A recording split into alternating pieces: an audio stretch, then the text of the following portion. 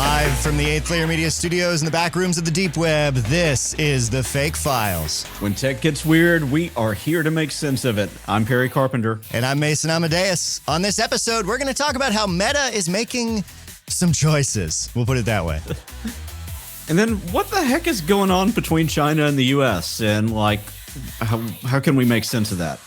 After that, we'll talk about how your exercise equipment might be smelling you. Period. Ooh. Full stop. Yeah, and then we're going to look at some thoughts and concerns around AI power consumption and try to bring data to the discussion. Absolutely. All that and more on this episode of the FAIK Files. So sit back, relax, and accept only those strictly necessary cookies. We'll open up the FAIK Files right after this.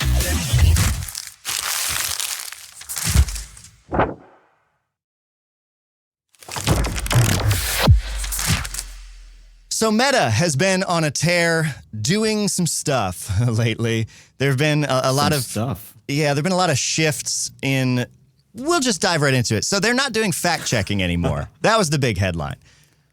Is that a fact? That is a fact. They announced that starting in the U.S., they're ending their third-party fact-checking program and moving to a community notes model like there is over on Twitter. They say, quote, "We will allow more speech by lifting restrictions on some topics that are a part of mainstream discourse and focusing our enforcement on illegal and high-severity violations. We will take a more personalized approach to political content so that people who want to see more of it in their feeds can." Now, that in itself is an interesting statement. The idea that if you want to see more political content, you can. Yeah, and I always wonder, like, what's the mechanism that lets them know that you want more? It's, the way that I assume that it's happening is you slow down and you engage with posts. Does that mean because you've slowed down and engaged that you really want, or does it mean that you're shocked, horrified, scared, angry? I don't know. But you've engaged.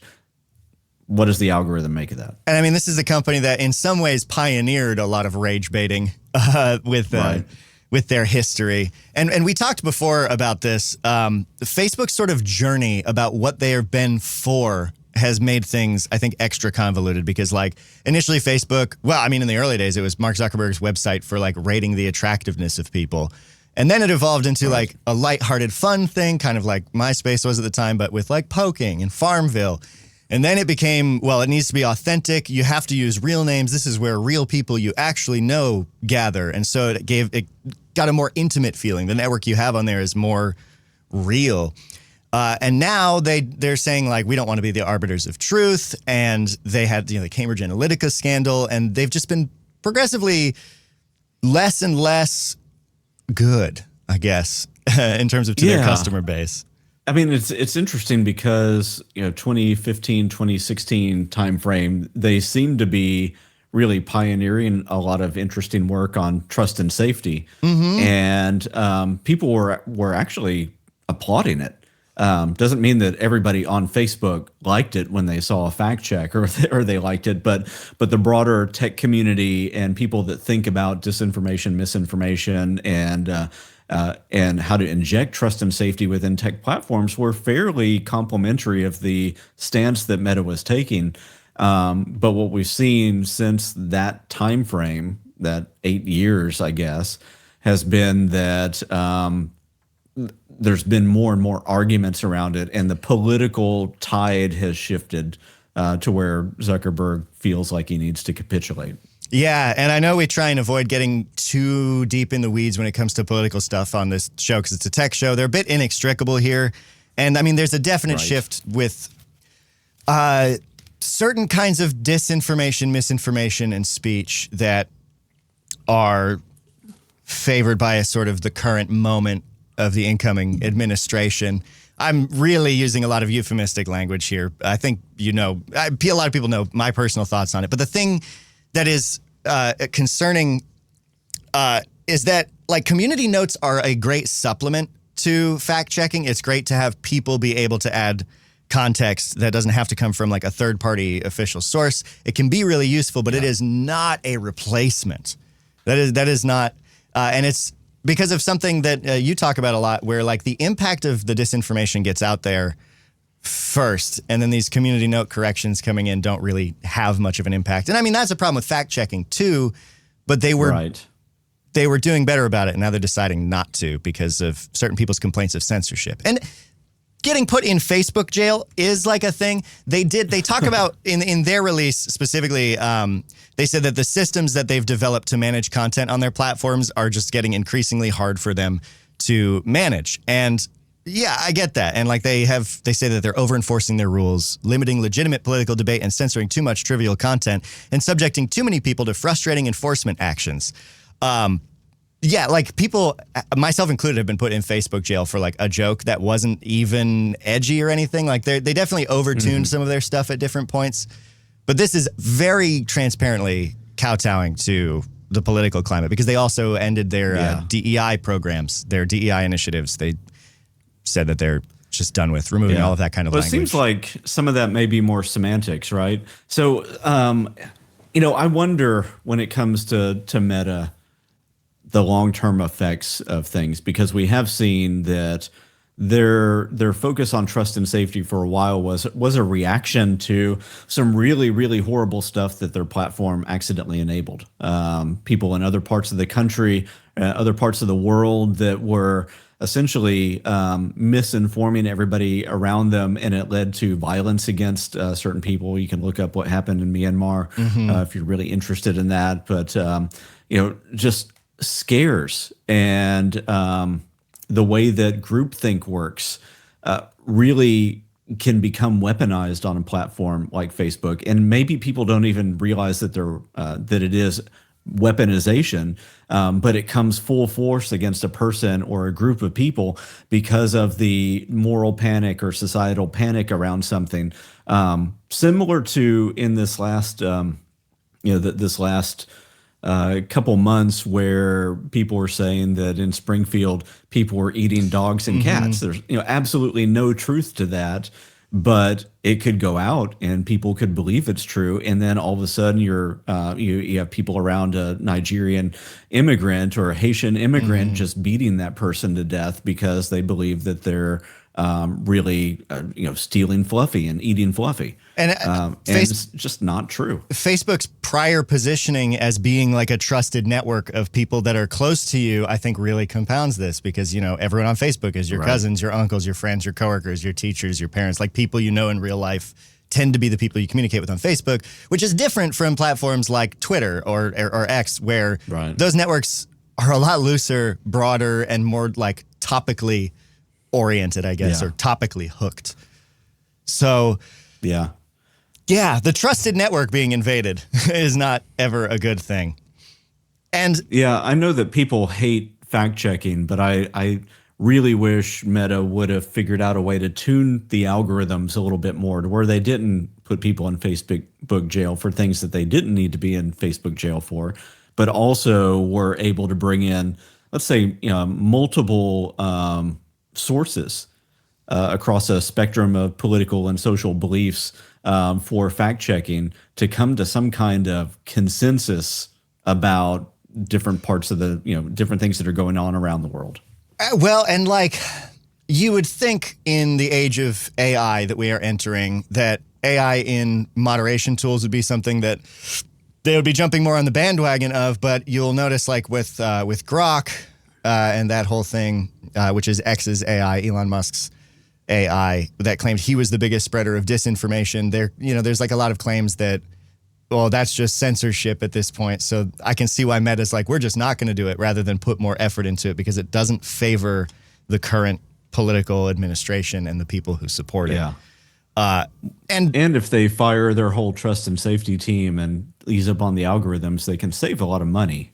They don't need a couple hundred people that were in that team. And they've been looking at moving people from California to Texas for various reasons, both economic and political, I can assume. Well, and they recently announced that they're going to cut 5% of their global workforce. Zuckerberg saying that it's people who aren't meeting expectations. They're just going to be, quote, doing more extensive performance-based cuts during this cycle. He said, this is going to be an intense year, and I want to make sure we have the best people on our teams. And so I guess you do that by cutting 5% of your global workforce if you're Meta. Zuckerberg is on a tear, I feel like, right now, because he went on the Joe Rogan podcast and said that corporate America is neutered and that we need more masculine energy in our companies and things like that. So there's some very blatant signaling going on in that regard underneath all of this. And I'm troubled a bit. I wish I had grabbed them to have them handy, but I have seen some posts from users online saying that you can search for essentially slurs against people in the LGBTQ community, but you can't search for just terms like LGBTQ or transgender or anything like that. And that is highly concerning. Absolutely. It's going to be interesting because I think that Facebook is in this age right now where they're trying to figure out how to stay relevant. Yeah. And it was probably a really big wake up call for them when they saw that the socio-political way that people are thinking in the U.S. is literally it's a 50-50 split. And so it could be that they're like, well, if it's going to be 50-50 split, we're just going to go with whatever administration and social current that administration is going to favor so that we can deal with the political fallout, and then we'll switch with the next administration. Yeah, and like we shouldn't ever look to these companies to be beacons of morality or anything like that, but it's disheartening to see the switch be so blatant in terms of like how much he seems to be trying to signal his like allegiance to this ideology. I think it'll be interesting to see how it all shakes out. My personal thought is that Mark Zuckerberg is a robot powered on Sweet Baby Ray's barbecue sauce. So we'll see if that comes out. Could be. I could share that on Facebook, and I guess it won't get fact-checked now. I've seen a lot of people sharing some crazy stuff about Mark Zuckerberg that has not been getting fact-checked. Yeah, rat transplants, but we won't get into that. Instead, we're going to get into talking about China. That's what's coming up next, right here on the FAIK Files. Don't move.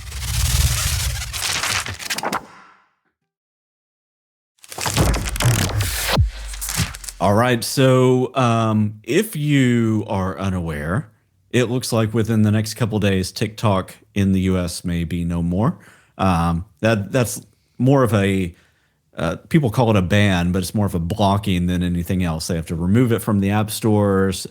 Different network carriers have to be able to block the IP and the domains and traffic going to and from, kind of a community effort to remove TikTok. That's this coming Sunday, isn't it?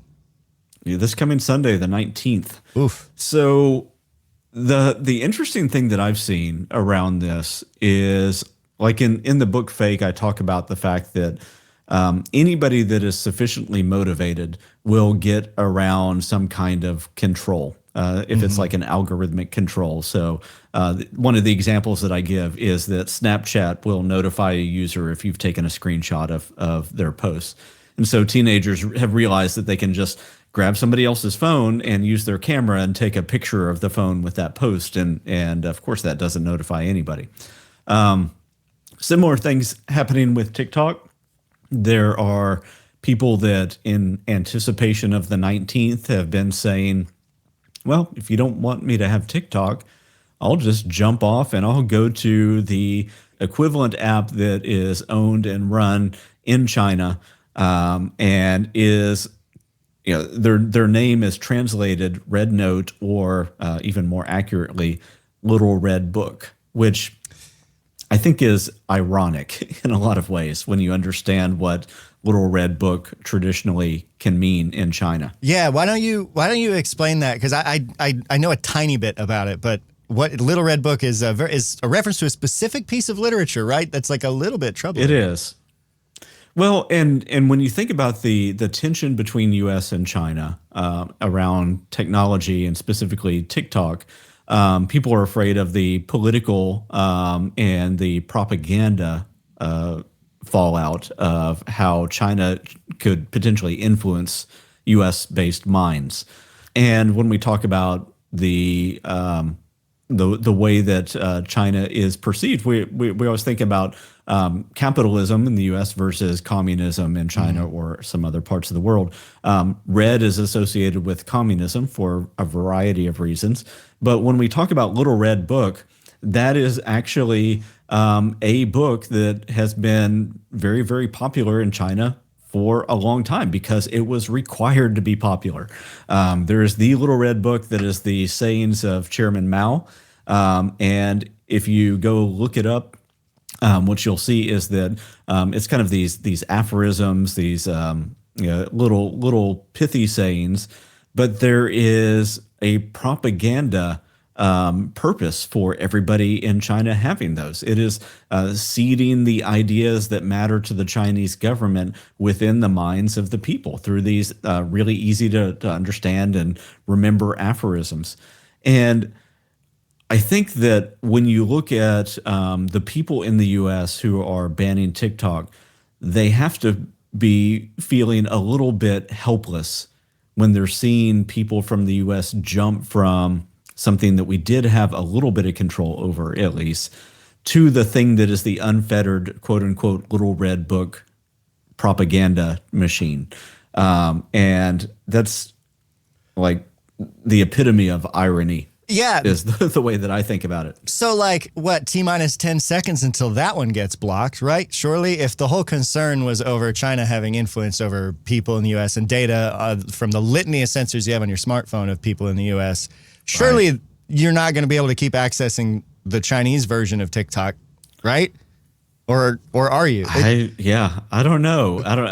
Does it at some point turn into whack-a-mole? Do they just keep...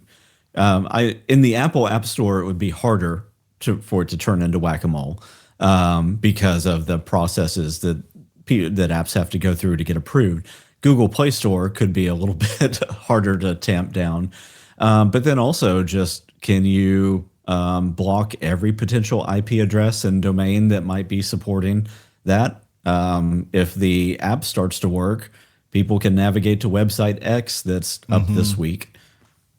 Yeah, like technologically enforcing a ban like this is a little bit futile in that regard, right? And I mean, this whole saga of banning TikTok is interesting to me, and I have not been as plugged into it as perhaps I should have been, because it seems to me like the threat was overblown a bit from TikTok specifically. It kind of seemed as though that was a bit of a scapegoat, because like there's loads of apps that we use on our phones that are owned by other countries that presumably are collecting a ton of data on us that could be used in malicious ways as well. But we really focused on TikTok because of cultural issues with, the kids using it and the kind of content there, and like the China scare at the like. What are your thoughts on, is this like banning TikTok even remotely a smart thing to do or even try to do? Like, yeah, I understand some of I understand where people are coming from with some of the concerns, right? Because TikTok is being targeted because of the explosive growth that they've had, which means that they have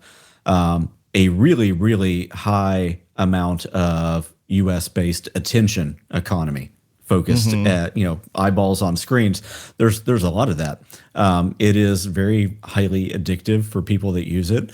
And the algorithm can be pushed and shaped to start to become something that would further a propaganda point that you might want to make. So if you think that the U.S. is trying to stop Chinese-based propaganda or influence on a generation or a certain people group, then you can start to understand it. The other thing is that TikTok and a lot of apps in general, especially social media apps, collect a ton of data and also have access to things like geolocation and preferences, the things you're interested in. I would assume that you could do a data study of the videos that somebody watches, and you could get a really good personality profile on that person, what some of their likes and dislikes are, probably to a point that it would be shocking for that person to read the amount of intelligence that could be derived from that. But that's true. So I think that's so many that's true apps. of any social media. Yeah. But the difference here is that we're in the U.S. and we see China as a political and economic foe in a lot of ways, even though we have trade agreements with China. There is an ideological, geopolitical, and economic concern that China really has the intention to come in and eat our lunch in a lot of ways. It's very clearly stated and has been for several years, where China is intending to go as a geopolitical force and to replace the U.S. in a lot of those kinds of standings. And so the U.S. is afraid of that. And I think of this like any mobile program. If you have a bad actor And if we'll give the U.S. the leeway of saying that in their mind China is a bad actor, if you give a bad actor access to somebody's location, their trajectory, their personal tastes, the way that they behave, the people that they hang around, because we understand that your app is on somebody's phone that's next to somebody else's app that may be of a certain persuasion or have a certain political role. So now we can see when people cluster together, when they move apart. All of that becomes a really good intelligence resource. And I don't think that they want to just hand China the ability unfettered to have that kind of intelligence resource operate in the U.S. The idea of banning it is kind of like a mainline right up front, very blatantly owned by China and massively popular thing. So I can see why it would get the brunt of the attention. I can't help but think that this ban isn't really going to achieve anything. Yeah, I think it'd be interesting to see what the effect is if they get shut down on the 19th and somebody doesn't swoop in and do something heroic, like buy it or come up with a plan, or somebody put a stay on that from a legal perspective. But assuming they get banned, if the effect of that is that people that want TikTok just jump over to the mainland China version of the app, the U.S. has kind of lost that argument at that point. I mean, completely. And clearly people have the sympathy for the Chinese app. And what I've seen is that people in the U.S. have been feeling very welcomed on that platform.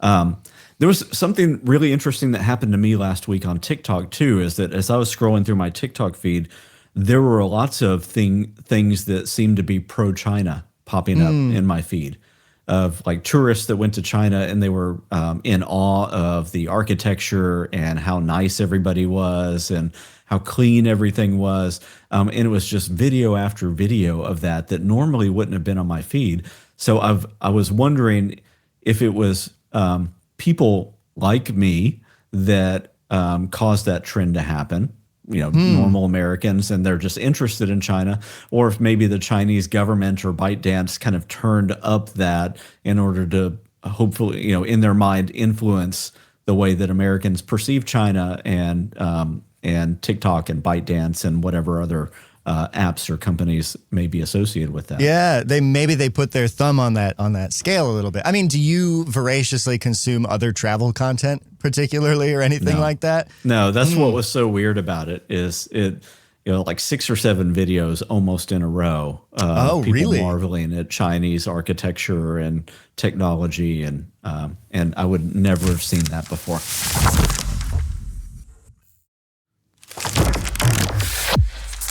All right, so I'm going to do this one pretty quick, but there was an interesting press release that I saw from Consumer Reports where they talk about an investigation that showed that companies that do all this on-demand connected workout stuff with the equipment that comes with it, we're thinking like Tonal and Peloton machines and Bowflex and so on. All these on-demand connected devices are gathering information about us, which probably isn't surprising. Right, because the extent of the information is surprising. Like a lot of them, they like measure your heart rate and all that stuff while you're using it. I figured the internet connected ones are probably collecting all of that for some reason, but not your smell, surely. Yeah, which was the weird thing, and of course they put that in as a hook line. Right. One of the companies that they looked at as they were looking at the terms and conditions, it was Bowflex. They said, if you're a Bowflex user, you might be surprised to learn that the company, in its privacy policy, also grants itself the right to collect and share data on how you smell. Unreal. Yeah. How would they even get that? So there's questions about whether they actually have that, or if they're just kind of reserving the right in case they put the equivalent of smell-o-vision or smell detectors within their devices. It's like Perry's really, really working up a sweat in that, and his sweat smells like onion. Right. We wonder if he has a health condition, or maybe he just likes onions, so we can sell the data to advertisers. We can also notify his Apple Watch that there might be a heart condition there or some other kind of health thing. We can also notify his health insurance provider that they need to up his rates because of some concern. Anytime I think about data collection and all these, it's always, those few things. It is, what can the data do to enhance your health? And that's the stats that are being shown, but then also the stats that get shared with like Apple Health or something like that.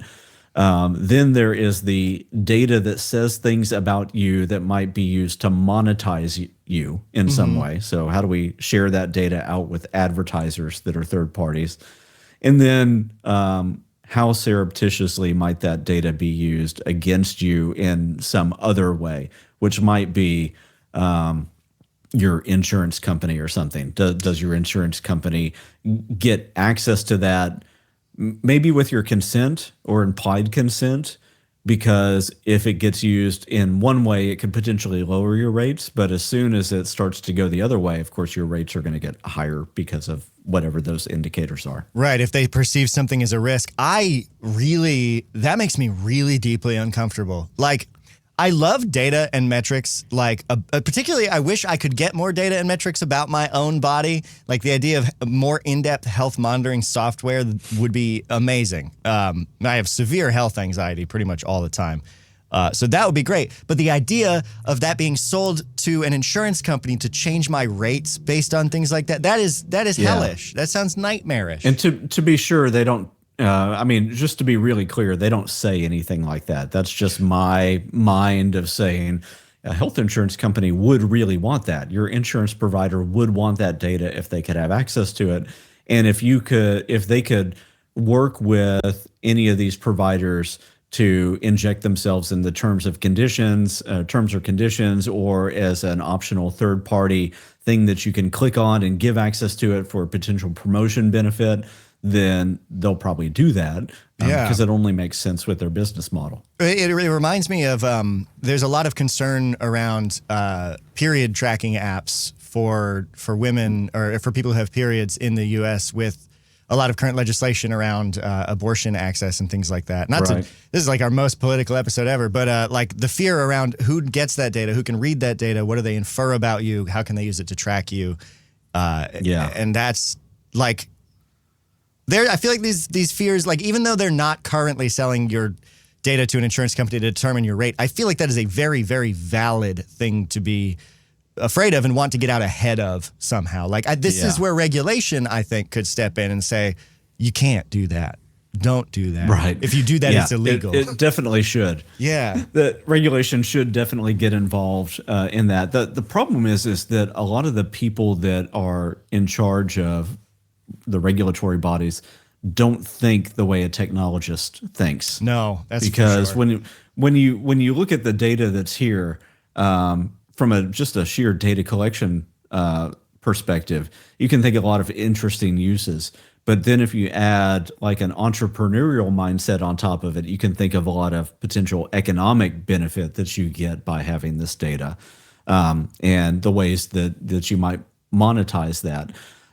If you put your bad actor hat on, you can think about a lot of ways to potentially target somebody negatively based on all the information as well, through like extortion or through some other means. Like when you're talking about the period tracking apps, certainly if there was a very oppressive regime in one area and you got some interesting information based on the tracker app, you could be more oppressive from a political perspective and stop somebody from doing something, or you could extort somebody and pressure them into doing something that they otherwise wouldn't do.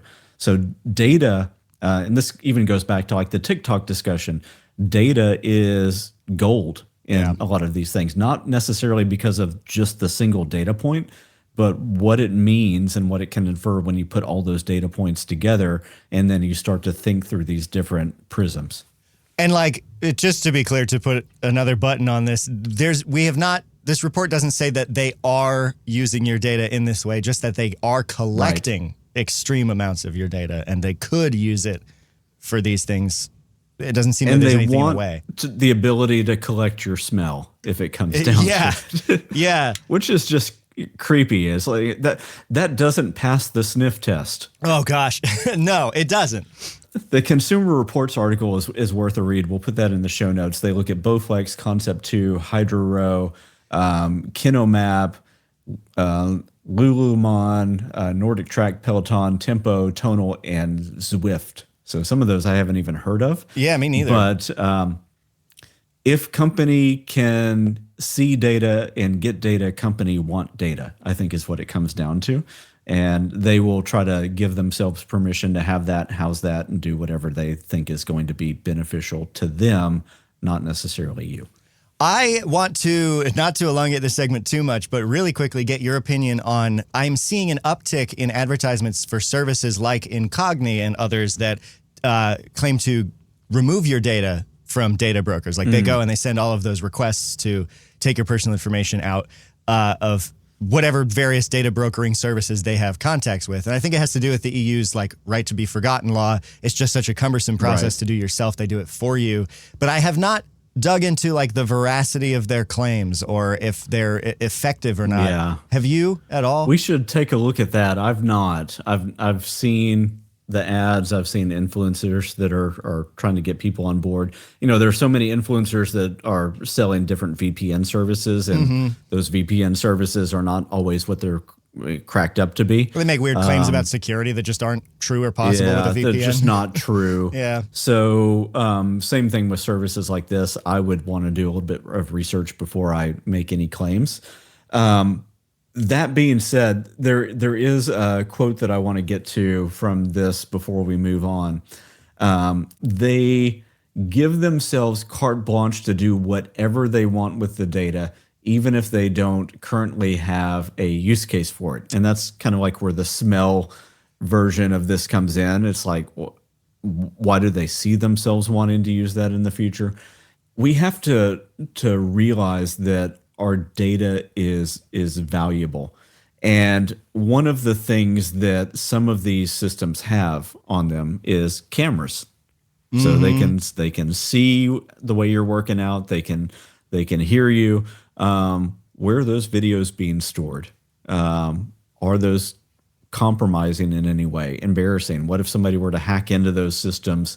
And you know, it's one thing for a potentially embarrassing video of you trying to keep up with a workout, but it's another thing if maybe even the system wasn't all that secure and the camera and audio is recording at times when you don't know that it's recording. Do they have the ability in some kind of diagnostic mode to just turn the camera on remotely?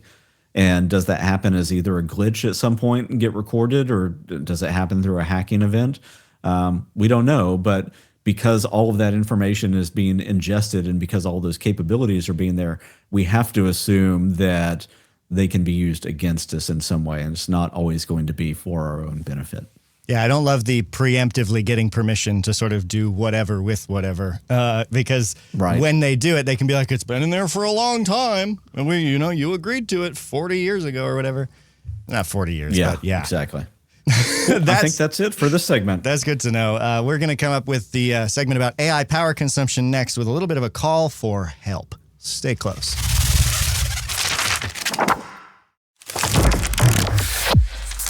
All right, we're going to keep this quick because this is a work in progress that I want to share. I have a conspiracy board of information because I recently encountered a slew of posts from creators that I love and who I would normally think of as very like critical thinkers, spreading misinformation about AI, particularly around AI power consumption and climate change, with claims that like asking ChatGPT a question is equivalent to like 1,000 Google searches or dumping out a cup of water.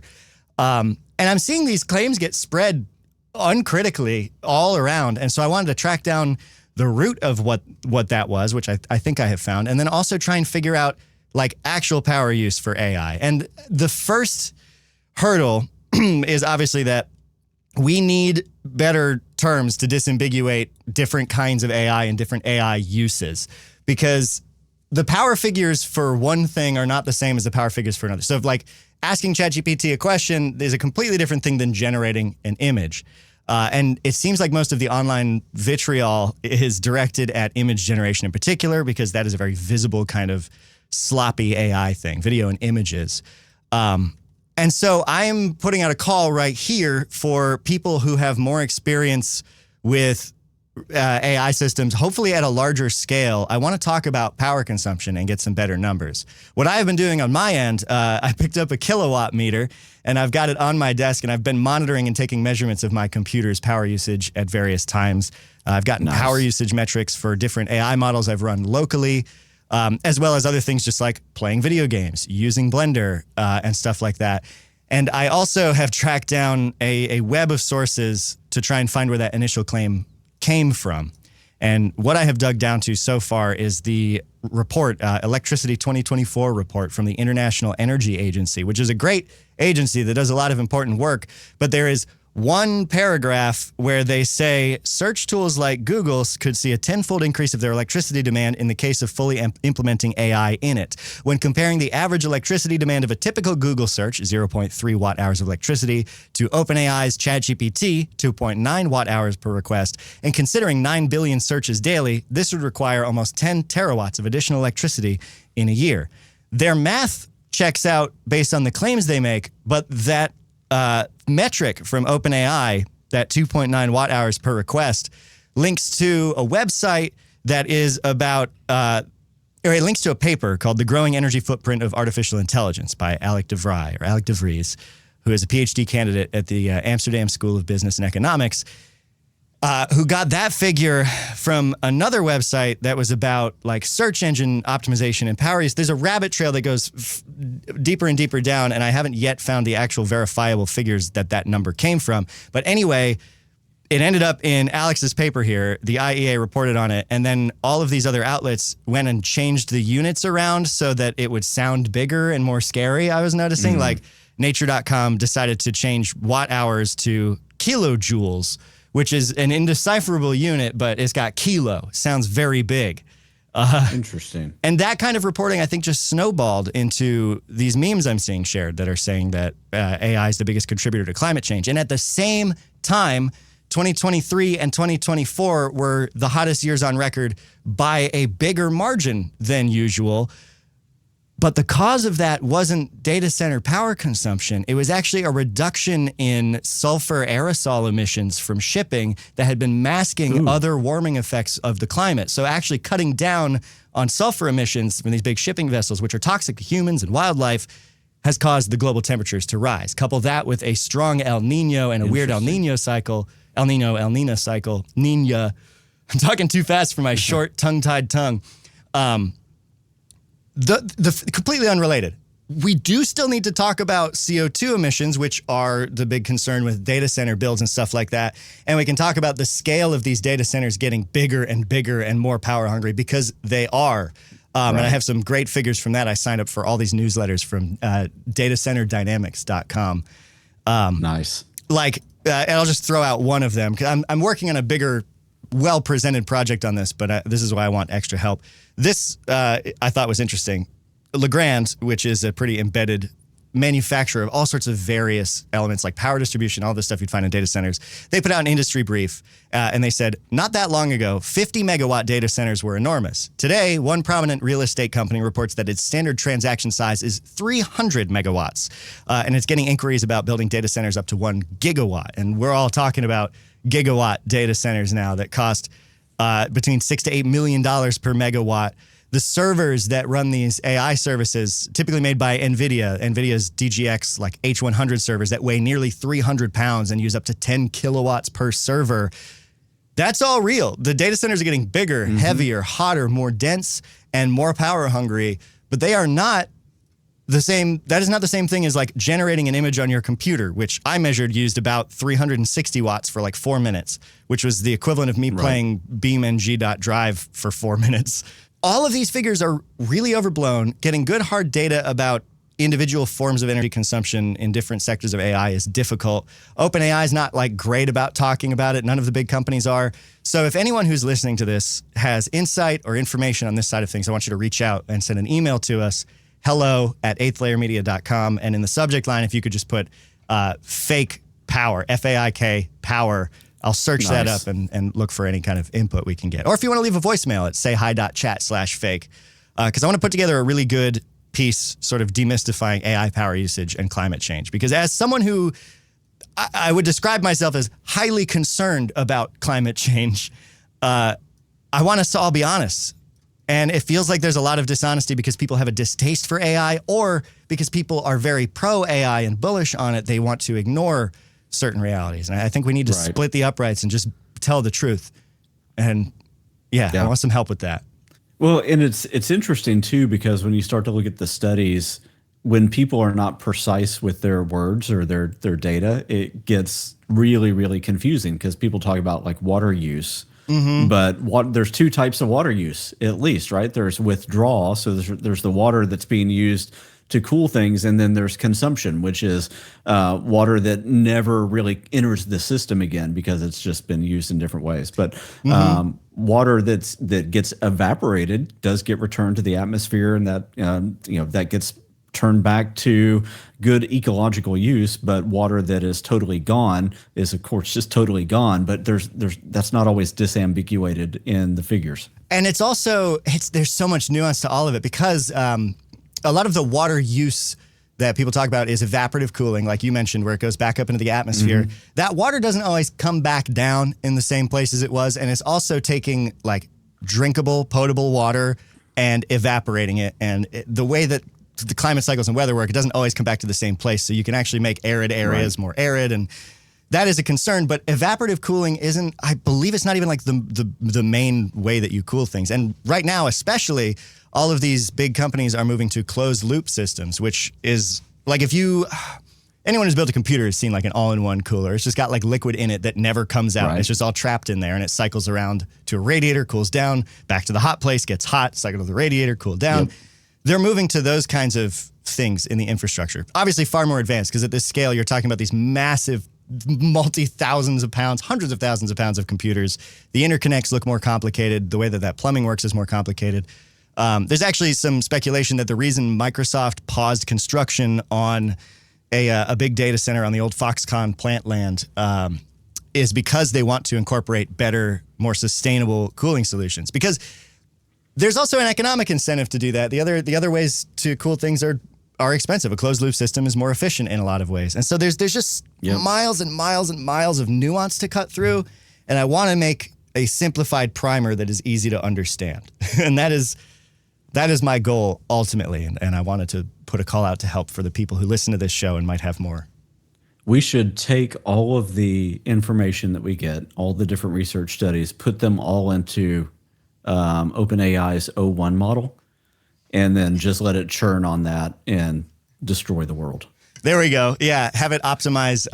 It would be ironic, though, if it used up more power than it ended up saving.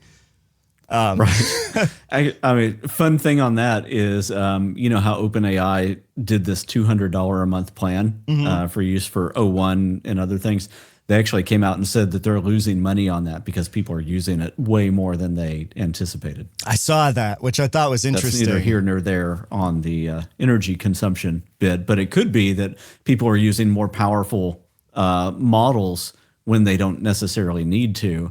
And one of the things that could be done to drop consumption of energy and everything else could be some pre-filtering on whatever query is there. So it directs it to the type of model that's going to be most efficient and most effective for that prompt that you put in. Yeah, because it is totally true, generally speaking, that a bigger model is using more power per inference request. Right. Obviously, gains in efficiency in different, I don't know if architecture is the technically right term, but I think everyone knows what I mean. Like, all of that impacts energy use. But yeah, I think the idea of pre-filtering queries and sending them to, it kind of feels like the group of experts kind of vibe, except it's like group of interns or group of experts or whatever.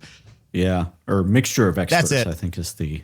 I knew the acronym was MO, term. Not GO. I couldn't remember. Yeah, but anyway, if folks have studies that they've seen, articles that they've read, or want us to put into the pile of fodder that we're going to use for this, then send it our way. Or even memes that you see in the wild about this, or claims that you're seeing. Like, half of this is about the discourse, and half of it is about the data. And those are both, I would say, equal halves, because I want to take the data and change the discourse, if I can, to be more honest. It just more realistic and grounded. It's really easy to get fired up by everything these days and lose nuance. And I don't want to contribute to that if I can avoid it. But there are genuine concerns around AI power consumption. We've gotten a voicemail or an email about it even too. So if you have concerns or questions, send those. Help me guide my research. We'll be our own little community notes where we're correcting ourselves on AI power consumption. Absolutely. And I think that wraps us up for this week's episode. I think that does. Thank you for joining us. Again, email is hello@eighthlayermedia.com. Send us a voicemail, sayhi.chat/fake. Oh, we also have a new YouTube channel. Yes. That we're going to start throwing some stuff on pretty soon. But if you want to subscribe, even if you go there right now, the FAIK Files YouTube channel, if you go there and there's no videos, please subscribe. That means that when we put those first videos out there, they might get routed to you and the algorithm might get tricked into showing us a little bit of favor. Yeah, we want to trick that algorithm into being our friend. And we're gonna be putting out a lot more video content. We actually are recording for the first time on a different platform here. So if there are any sort of technical hiccups or inconsistencies that you heard this episode, that's why. We're still working out the kinks. But it's good. It's good. Looking forward to doing more stuff with video. We're going to be doing some tutorials, stuff that's just fun. Then we're going to be releasing this show, segments of the show, as little clips, and probably a lot more stuff that I'm not even thinking about. Yeah, we're gonna have some fun with it. And don't worry, the podcast isn't going anywhere. So we will catch you same bat time, same paperclip time, same paperclip channel, I guess. Absolutely. We'll catch you next week. Thanks for listening to this week's episode of the FAIK Files.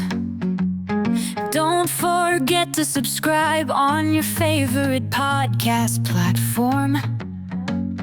Tell your friends about the FAIK Files. It's a great way to let people know you love them. Oh, and check the show notes. There's cool stuff in there, like links to the articles we covered today. Also links to our Discord server where you can hang out with other cool people who have great taste in podcasts. I say impeccable taste. And you can also leave us a voicemail. Yeah!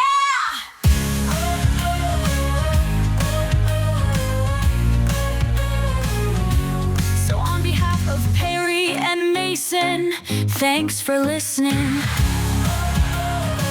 And tune in next week for the FAIK Files, the show about AI with the misspelled name.